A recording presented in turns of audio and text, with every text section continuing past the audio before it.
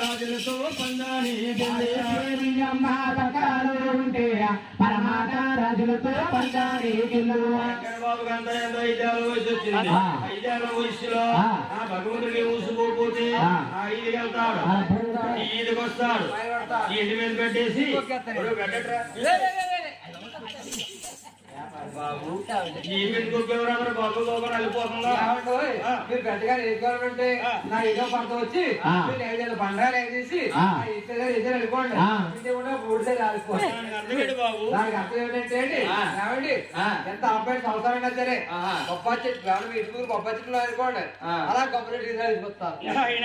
దానికి అర్థం ఏంటంటే ఎంత చిన్న సంసారం అయినా సరే అంటే బొప్పాయి చెట్లు సంసారం ఆ చిన్న సంసారం వాళ్ళు ఓ భగవంతుడా అంటే అంతలేమో తినముడతావు లేదు నిన్నే నమ్ముకున్నాం అని భగవంతుని మనసారాన్ని ఆయన కొలిసేరనుకోండి గొప్ప రీతి ఎంత బలంగా ఉందో అంత బలంగా ఈ సంసారాన్ని ఎదగజేస్తారనమాట.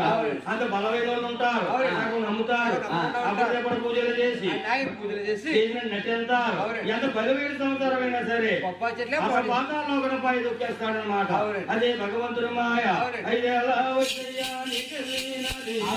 ఏళ్ళ పన్నెండేళ్ళు నిండు ప్రాయము 5 ఏళ్ళ చెయ్యానికి నిండా 12 నిండు ప్రాయము బాబుగా 7 ఏళ్ళు గడుస్తుంది.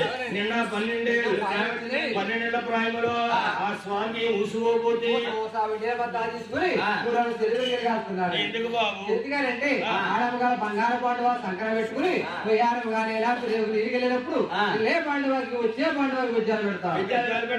పానీ కాడతారు, పానీ అనుకుంటామండి. అదే మీరైతే మంచి నీళ్ళు అనుకుంటారు. ఓహో అదే ఆయన జనపదండి చిత్తూరు జిల్లా కాబట్టి అక్కడ హిందీ ఎక్కువ మాట్లాడతారు.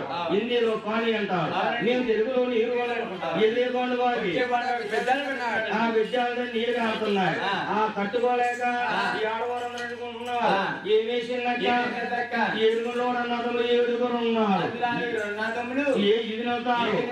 ఉంచిన బుర్ర 7 ఉన్నాడు, చిన్నవాడు ఉన్నాడు. శివుడు ముక్కోడు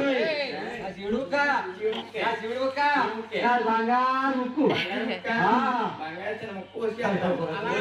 కొంత మురిగిపోతే బంగారం అనుకో రేటు బాగా పెరుగుతుంది. 1,00,000 అయిపోయింది. 130 అయిపోయింది.